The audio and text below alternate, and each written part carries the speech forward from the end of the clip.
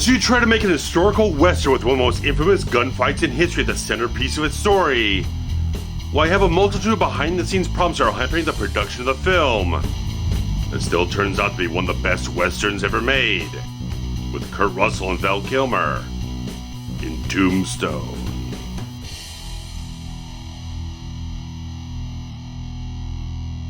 In 1880, famed retired U.S. Marshal Wyatt Earp plans to settle down with his brothers Virgil and Morgan and their lovely wives to earn a fortune in the burgeoning town of Tombstone, Arizona.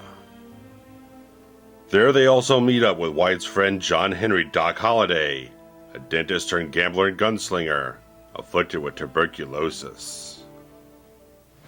However, prowling the lands are the outlaw Cochise County Cowboys, headed up by Curly Bill Brocious and Johnny Ringo, who exert authority wherever they go. Wyatt quickly sets up a 25% take as the card dealer at the Oriental, bringing prosperity back to the saloon, where Holliday sparks a fascination with the unhinged Johnny Ringo. Meanwhile, Wyatt develops a wandering gaze for the actress Josephine Marcus, while his marriage to Maddie hits rocky ground. Soon the cowboys' unruly behavior turns deadly, when Curly Bill kills the local marshal while high on opioids.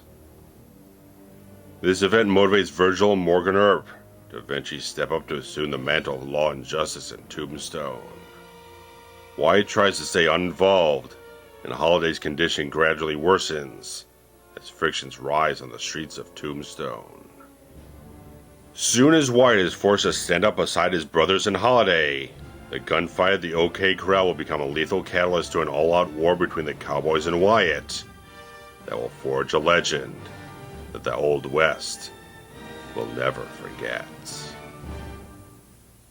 So Tombstone, released on Christmas Day of 1993, became a fairly solid hit, garnering $56.5 million at the US box office off of a $25 million budget, and getting a lot of critical acclaim. There's a lot of praise for this film being a very exciting, rousing, entertaining film with a lot of praise for numerous performances in the film, which was the exact inverse of what happened with the competing project at the time from Kevin Costner titled Wyatt Earp, which was produced on a budget of $63 million, garnered only $25 million at the box office, and got very much a very critical lambasting. It was very negatively received on the most part. And the interesting thing is that it came from the exact same source as Tombstone, the exact same screenplay, the exact same screenwriter of Kevin Jarre. Now, Costner kind of looks at the script, gets involved with it, but really didn't like how Jarre was kind of like exploring all these different characters in the historical tale of what happened in Tombstone there. We wanted to have much more of a centralized focus on just Wyatt Earp himself. It's almost a biopic in a certain way.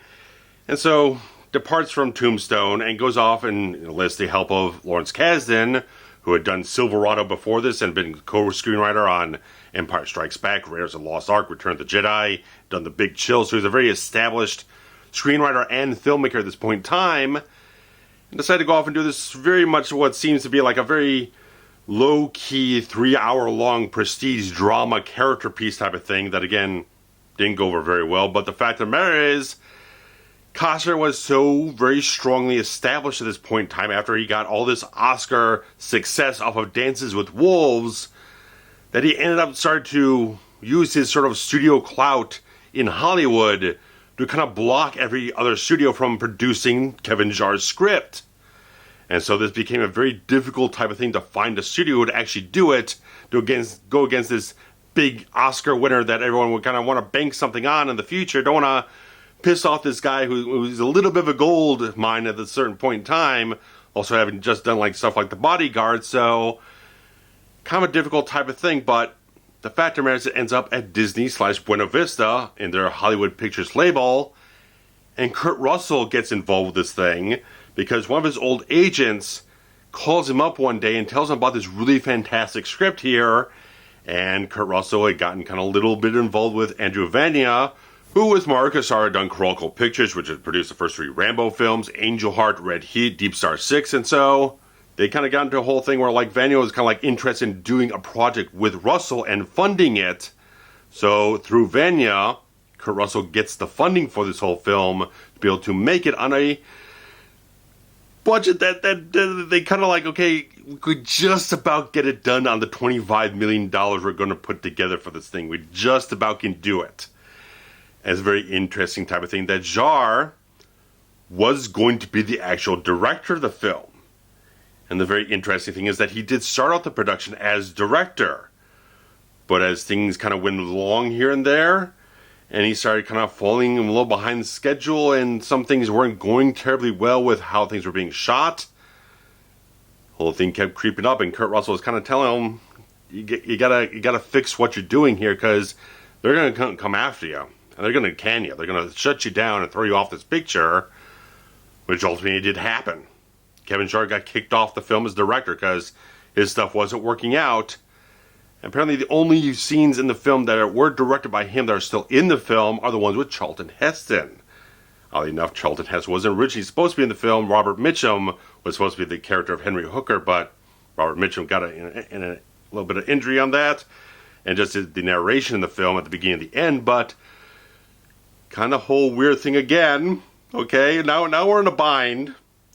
And of course, Kurt Russell calls up his friend Sly Stallone, who had done Tango and Cash before this, and Stallone actually, on Tango and Cash, where that film was really getting into a very bad situation behind the scenes, Stallone kind of kept that whole production put together and kept it as much on track as possible for it to get to completion and everything. So Kurt called him up and said, like, hey, we're in a situation here. I got to figure out what to do about this. And I need someone to come in this whole thing to at least ghost direct the film, because Kurt was going to be the guy to deal with all the production issues of the whole thing, putting together the shot list and putting together how the film's going to be made and all these different things, the logistics of it. He was the one who's going to keep the whole thing running on schedule or on time and keep moving on a flow here. And so he talked with Stallone, and Stallone said, George Cosmatos. He did the exact same type of things for me on Rambo First Blood Part 2 and Cobra.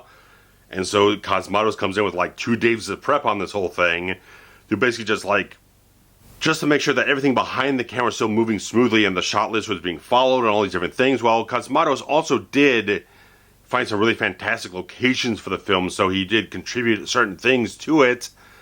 But Kurt Russell was so much the whole guy, according to Kurt Russell himself and Val Kilmer, who confirmed things in different interviews over a long span of time here, detailed all this type of stuff of how Kurt Russell, knowing that they were running behind schedule and they weren't getting more time or particularly more money to get things done, decided, okay, I'm going to take the helm of this thing. I don't want the credit for it. I don't want to be credited as director here.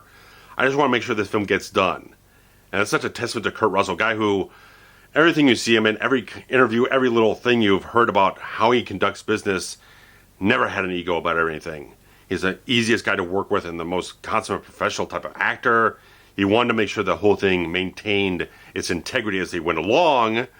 And since they didn't have more time and particularly more money to get things done, he knew things had to be cut out of the screenplay and decided to cut his own part down of Wyatt Earp from the film.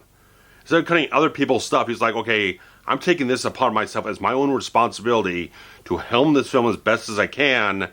I'm going to pare my role down so everyone else's roles can still maintain as much solidarity and as much substance as possible. I'm going to pull my stuff out of the film. So you can have what he kind of called his performance of Wyatt Earp is the presence of the character. It's almost an aura of Wyatt Earp in the whole film. It's like, okay, you don't spend a lot of time getting too deep into the substance of Wyatt Earp, but he's this sort of aura around the film that kind of drives the story and drives the plot and drives all the different action of the whole film. You got a lot of things through that, and he'd even take time to, like, yeah, Val's telling him, like, you could do another take of this and get really, really good. He's like, you're just on the verge of getting a really fantastic take of this, but of course, like, no, we got to keep moving forward. We only have a certain amount of time to get things done. He was shortchanged himself to make sure that everything else on the film maintained a high standard of quality. And that's just a fantastic type of thing to hear about it, but they kind of makes a weird type of thing, and like how there ends up being a director's cut later on in this film on DVD. They released on this wonderful Vista series DVDs that the director's cut has never been released on future formats, so you can't find it in HD anywhere, and the transfer is a little less than fantastic. The encoding is a little muddy here and there, but the fact of the matter is, George Cosmatos was the one who made the director's cut of the film for DVD.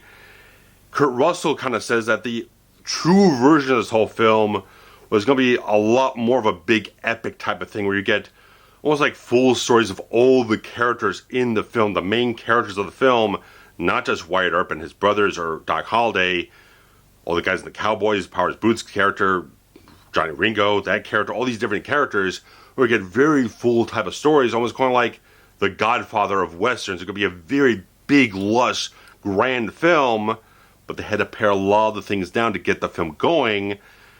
And the fact that Kurt Russell kind of said in a long-off interview that if he had the time for it, he could probably dig up his old notes and try to see if he can reconstruct the best, most full version of the film that he originally kind of saw in the script there. But obviously, a lot of things didn't get shot, and you can't reshoot them now, so it's kind of a weird type of thing. But that was like good 15, 16 years ago they said that. But such a fascinating thing that all these things going on, Kevin Costner kind of blocking it out of all these other studios and kind of playing all these politics and all these different things and trying to get his version made and making it the only version possible so that other film doesn't get in the way of what he wants to do, and having the original director getting fired, and now you have a ghost director, and now Kurt Russell is kind of doing all these things to make sure that the whole film stays on track to be as much of a solid piece of work as possible. You'd expect this film to be a disaster. Just some kind of grand mess all over the screen. Doesn't turn out that way. This film turns out to be a fantastic piece of work, and there's so much that goes into the authenticity about how this film came together with the research that was done through old newspaper articles, getting all these accounts of all these real type of things happening through the entire film, of how these people were, how these events went down, and looking at the actual dress of everyone, the actual design of everything in this whole film is impeccable. The quality of like the costume designing in this whole film is absolutely wonderful, because like a lot of these westerns kind of like, they all had all these characters and all these sort of brown and tan and kind of gray outfits, stuff like that. They actually found like real authentic period piece clothing and whatnot. Realize these guys dressed up really nice. They had flashy colors and stuff like that. They have silk scarves and diamonds on their ties and everything like that. They dressed up really nicely. There's a lot of splashy color with those guys in authentic times of the late 1800s, and they really melded that into the entire film. And they actually had Wyatt Earp III involved with this whole film, a descendant of the original man. So he was involved in this thing, getting a lot of input into the whole thing and showing a lot more complexity about the character of Wyatt Earp than what you'd seen before in other films. So you just got a lot more texture with the whole thing. It wasn't like this kind of straight lawman type of character. They showed a human quality. They did have deficiencies and flaws and stuff like that to really explore in the whole film. And just like everything comes together so really goddamn well, and just how, again, the design of the whole film, the set construction, the art direction of the whole film is wonderful. They found, again, authentic wallpaper from the time and replicated that for the entire film.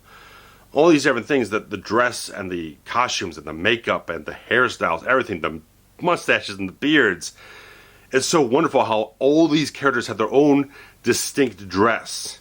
No one's kind of interchangeable. No one gets melded between one another. Everyone has a very specific way of how they look and how they dress. The color of their suits or the color of their shirts. All the different styles and whatnot. They did a very fantastic job to make sure every single character had a specific type of look and it kind of distinguished themselves from every other character in the film. Very goddamn good work on the whole thing, just like how the film captures all this stuff. From this wonderful cinematography of William A. Fracker, who had shot Rosemary's Baby, Boothe, very kind of terrible Exorcist II, The Heretic, which is also a very good-looking film despite being a very bad film. Shot War Games, who would shoot Street Fighter, the movie after this, but what he does with Tombstone is an excellent piece of work. I just like so much what he does to create such a dynamic and dramatic looking film here, because I love when they have that overhead crane shot when you have Curly Bill and he comes out of the opioids to the tent and he's kind of firing off the guns here and there, and just like everything's going off there, and especially after Morgan Earp gets killed and Wyatt's out there in the rain and the blood and everything like that, and just like it's a wonderful dramatic shot. Wonderful type of things. Just like I love so much how the movement in the film kind of creates such interesting energy in the whole film. It just creates so many just capturing wonderful sunsets and vistas and the whole thing. Everything comes out so well, just how he shoots everything just captures the sensibility of what you want to have from this story, to have drama when you need to have drama. The action is fantastically covered everywhere. And all these different things, like it creates a very powerful story through the visual medium of this whole film. And if you want to talk about fantastic type of things, the ensemble cast of this film is so extensive and so absolutely rock solid, it's out of control. Just the amount of people in this film you can list, they're just fantastic actors in this whole thing. And it's got to start off with Kurt Russell as White Earp here, because you could kind of say, like, okay, there are a lot of subtle things in the whole film that really do show the kind of gray areas of the character of White Earp here, because they are trying to show a more human version of him. So, yeah, he's not faithful to his wife. He has eyes for another woman and has all these different things, and he was kind of known as a little bit of a thief, a little bit of a pimp here and there. A lot of things in history that are kind of tried to dismiss and tried to debunk were a lot more kind of confirmed by a lot of other accounts of him being much more of a gray area type of person overall. And they try to hit on some of those beats in this whole film. And I like how Kurt Russell, a lot of the other character actors, all these different things, don't shy away from those more complex elements of the characters. They want to have a little bit of depth. They want to have a little bit of substance to work with. They want to feel like they're portraying real people here. And Kurt Russell is just one of those most steadfast, reliable actors you could possibly ask for. The guy always delivers every time he steps up on screen. And he does a wonderful job. Just like, one, the mustache is wonderful. You can't beat that mustache. It's fantastic. But Kurt Russell's so goddamn good. Just like, I like so much that you get this whole sensibility of the character of White Earp, that he is a guy, when you first see him, it's like, okay, he's straight out. He does not want to have anything to do with being a lawman anymore. He's retired. He's done with that. When all the officials in town start to walk up to him, they want to kind of court him in this certain ways, like before they can ask the question, the answer is no. I don't want to have anything to do with this. I'm done. I'm here to make a living, comfortable type of thing for my family, and kind of build things up for myself and just relax. Have a good time and not deal with those other elements. But I like so much, you get that badass backbone of the character. Like when he stands up to the sort of jerk card dealer in the entire saloon there, man, just, are you going to stand there and bleed or what? Just like, goddamn. And it comes through time and again in the whole film. We just see that stern backbone of the character just asserting itself with this immense authority that he can just project and tap into so much. I like so much, again, it's just this kind of conflict. The character has a lot of conflicts in the whole film. The conflict with his marriage. The conflict with the sense of law, justice, and order, and the whole thing. It's like, he can do those things. He can step up and do them, but he's so reluctant because he just doesn't want to have to deal with it. He just wants to settle down, have a nice life, and not deal with it. But as he's getting pushed and getting forced here and there, it's like there's nothing he can do but get forced into the situation all over again and get forced again and again, further and further down the line, where he has to step up, he has to take authority, he has to do these different things, and Kurt Russell delivers it every single time, every scene. Even if there were points where, like, Val Kilmer, like I said, was like, do one more take and get it really fucking fantastic here, and he kind of stepped off from it. It's like, we gotta stay on schedule, I can't spend too much time on myself and the whole thing, we got a lot of other people to deal with.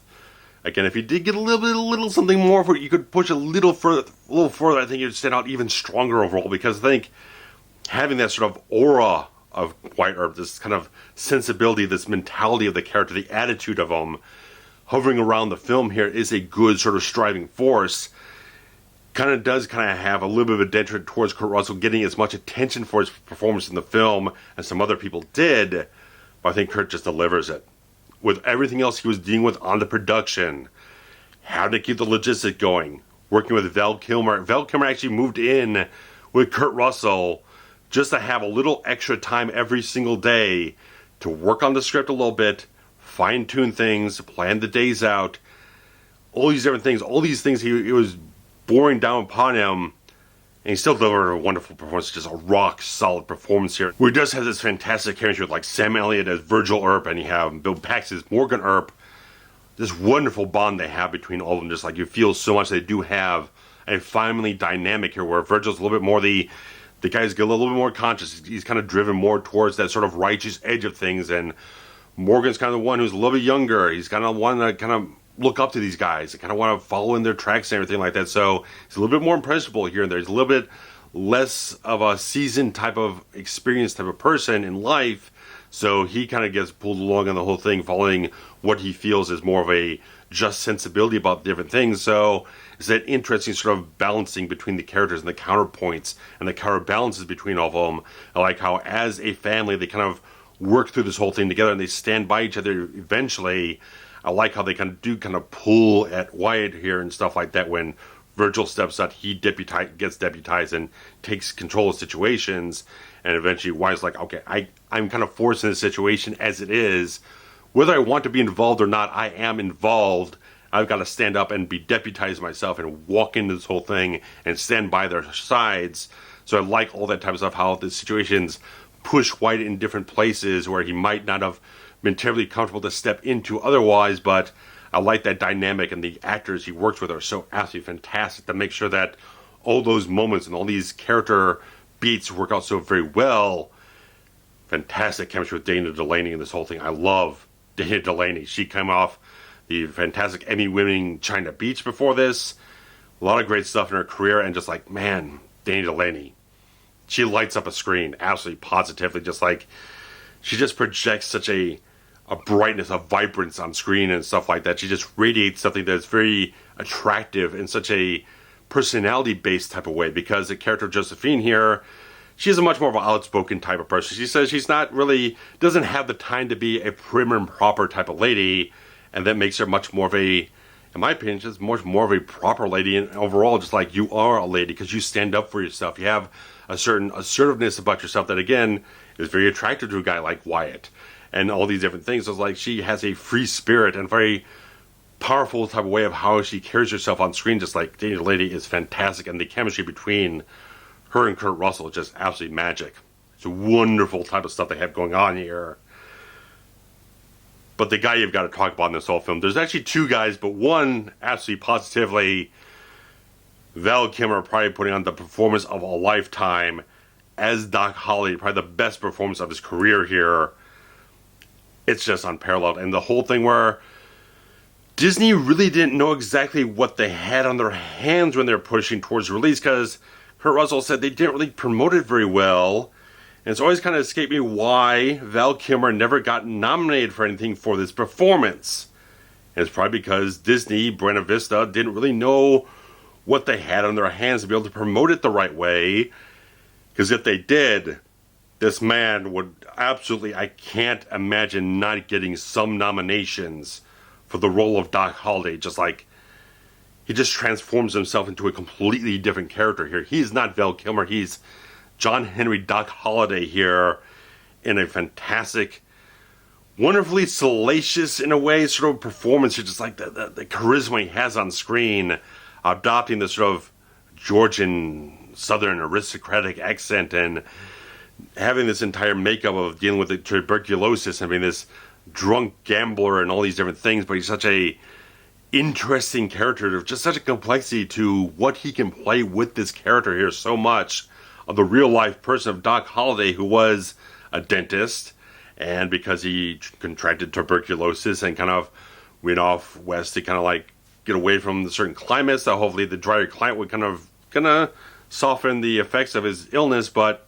he became a gambler and a drunk and a very accomplished gunfighter and all these different things. So it's like he's got this wonderful edge to him in the entire film, just like this decadent, indulgent type of quality. Just like, it's so attractive. It's so, just pulls you into everything he's doing. Just the dialogue as well that he has to recite is so inspired and so rich with character here as well. You can't help but just get so deeply soaked into the performance, what he's doing here. Just like, it's so absolutely wonderful. Just like the subtleties and the depth that he has to deal with on the whole thing, where he just has these different moments of playing psychological games with different people and stuff like that, where he's like 3 or 4 or 5 steps ahead of certain people, of being sharper and more intelligent than other people really think he is, looking pale and ill and stuff like that. The guy's a lot more than what you see on the surface of him.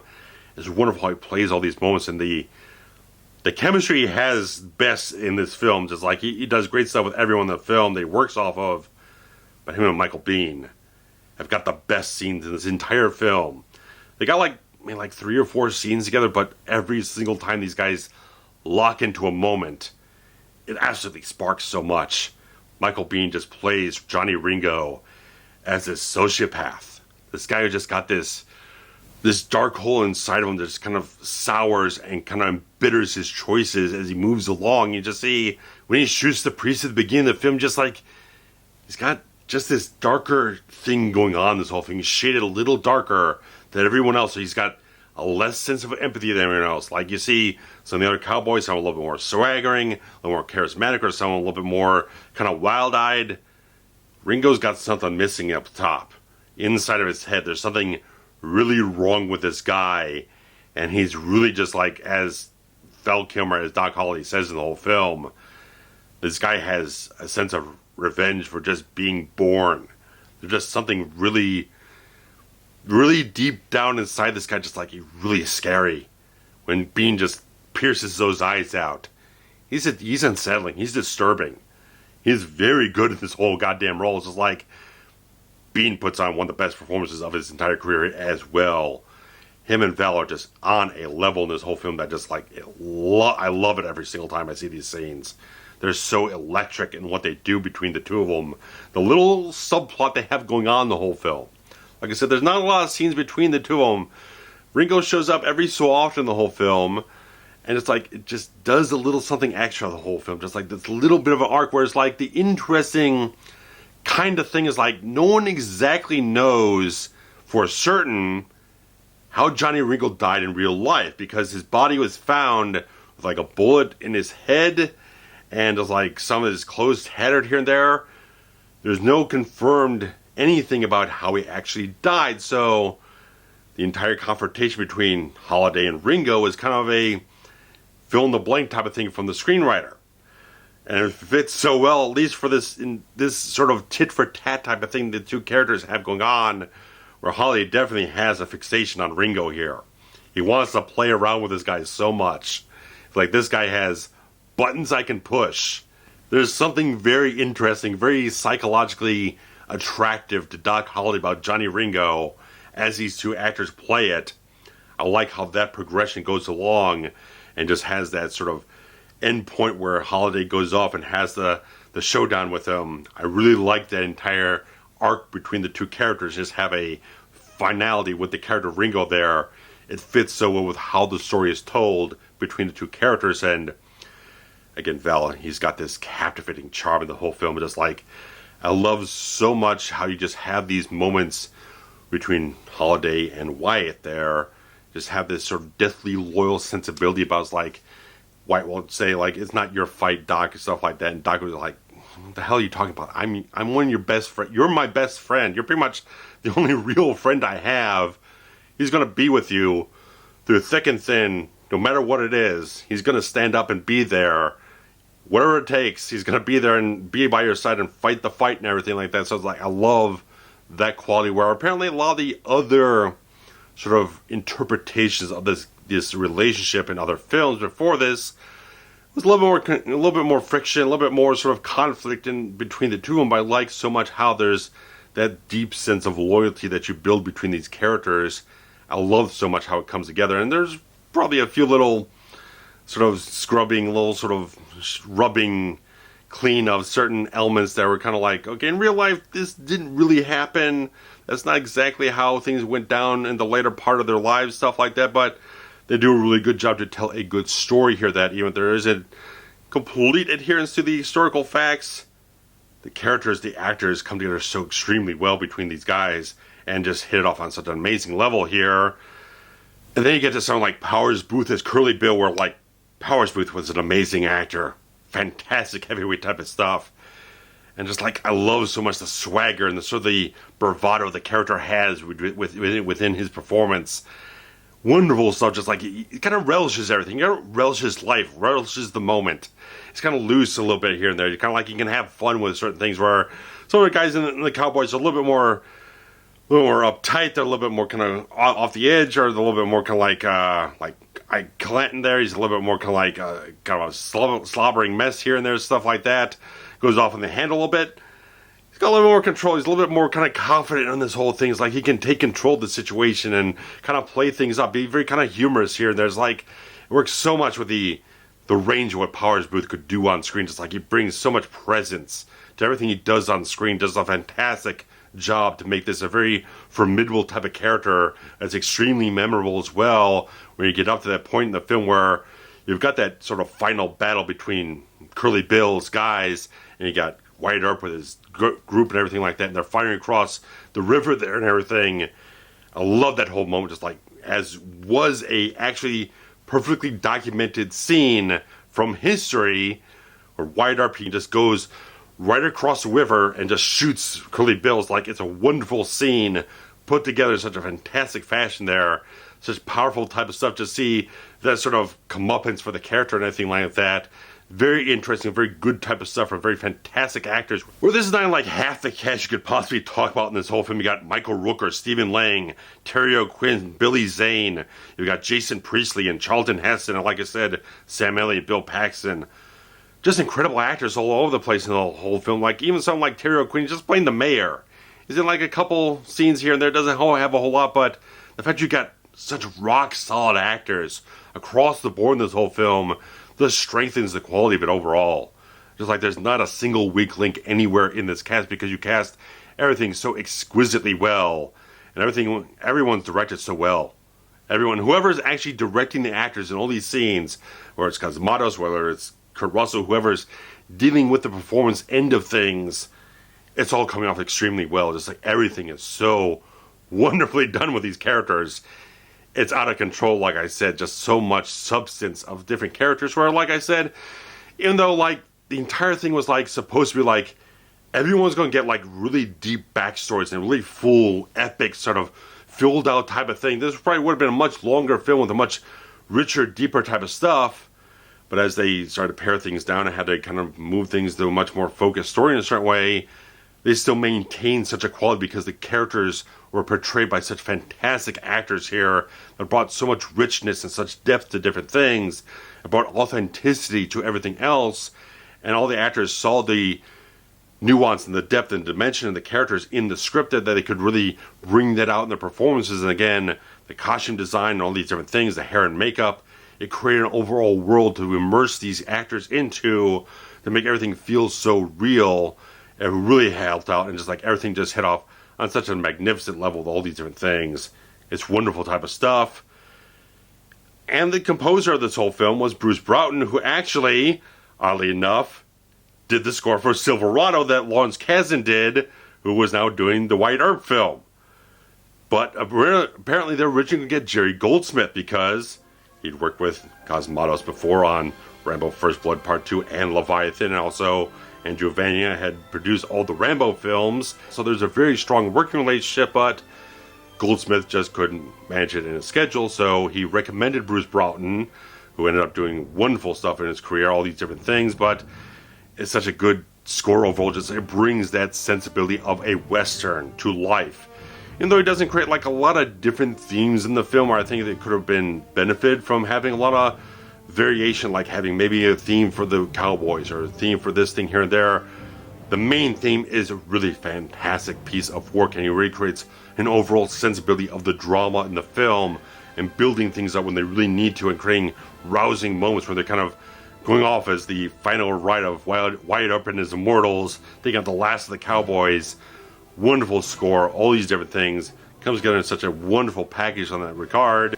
But again, the action in this whole film was kind of an interesting type of thing, because apparently a lot of the other sort of Wyatt Earp films before this kind of used the gunfight at the OK Corral as kind of like the climax of the film. That was kind of like the most known gunfight there was, so they kind of made that the linchpin of the whole film, but they decided for Tombstone would make that sort of the catalyst point in the whole film. Like, let's see what happens after that moment.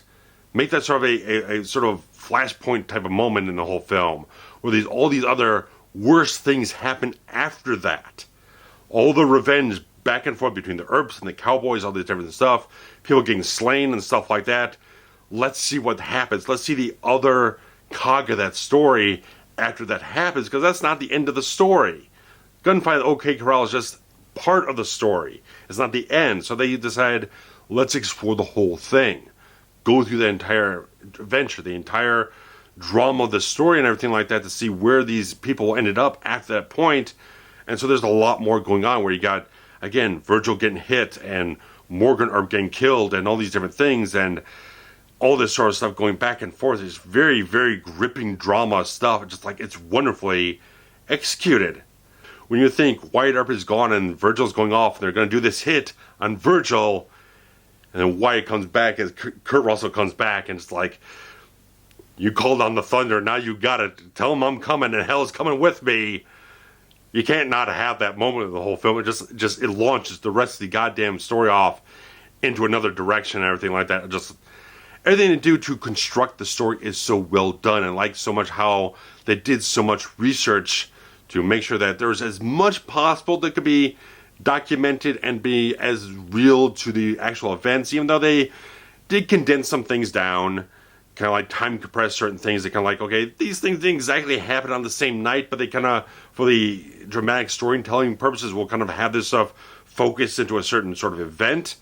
And so they just condensed a lot of the real life occurrences into a much more streamlined screenplay here, which I think just benefits the film overall to be a much more sharper, snappier type of film, because the pacing on this film is so tight. It does not let up. There's not a lull in this film at all. I was completely invested from start to finish on this whole film. I just like so focused on everything that was going on in the film. It's so well constructed, even in the director's cut, which adds in a few extra scenes that kind of tie up a few little plot threads here and there, with some stuff with Wyatt Earp and his wife, and some of the things going on with Michael Rooker's character in the Cowboys after he leaves and kind of gets killed by them, and kind of used as sort of a omen of sorts, of like kind of like baiting Wyatt Earp out and everything like that. They kind of type out a few little things, especially with Val Kilmer as Doc Holliday and his sort of companion and whatnot, how they depart in the whole film. So there's a few little scenes they did add back in that still flow very well in the whole film. And such an interesting thing where the entire story does have some things where you see where they could add a little something more into it, because a lot of the actors behind the scenes kind of talk about all the different things where, like, okay, the Cowboys aren't all that much different than the Earps, just though Earps actually have badges on them. They're kind of deputized.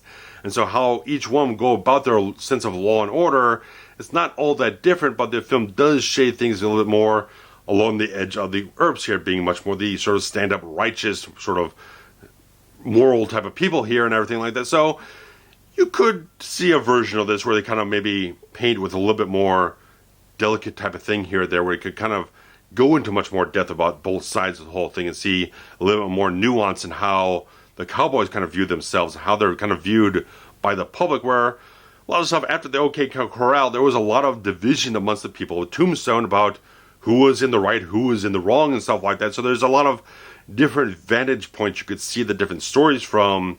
They kind of have a little subtle moments here in the film, here and there, where they kind of just tip a hat towards that or tip a hat towards this. So you could see those different things once you know more about the background story, but without that, it's still a fantastic film. Tombstone is a fantastic movie. Again, the performances are so goddamn good. The action in the whole film is extremely well covered and edited and put together in such a fantastic fashion. Still has that modern edge of filmmaking in the whole thing, where everything just absolutely wonderful. Just all that stuff. The cinematography of the film is wonderful. The direction from whoever was really handling everything as strongly, with all these different elements of creative artistic input, where Kurt Russell was just like, okay, I'm going to get the logistics done, and maybe Cosmatos is dealing with a little more artistic sort of expression here and there. Who knows? It's a lot of gray area and that type of thing, but what I do know for certain is that Kurt Russell busted his ass to get this film made as best it possibly could, and defied all the odds to make sure it was a goddamn fantastic movie. I want to hear what you guys think about Tombstone, because this is just a wonderful film to explore in that type of way. And I've gone on plenty long enough as it is, with all the background madness that went on this whole film, and Kevin Costner pulling ego cards and stuff like that. Anyway, this film is wonderful. I'd like to hear what you guys think about it. Comments below on all these different things. So I'm going to get out of here before I get into a rambling mess of things. But definitely, guys, share your thoughts down below. Give your thumbs up on the video if you actually enjoyed what I had to give here. Share the links around. All these different things really help the channel to continue to grow. If you do want to help out a little bit every month, you get a little advanced access to all the things we're putting out on this channel through Patreon. Go up on there, check it out. If you can contribute anything once per month, that helps out as well. But you guys continue to watching, sharing links around, commenting, interacting, everything is a fantastic benefit to this channel. I thank you so much, guys. So guys, take care, stay well, bye-bye.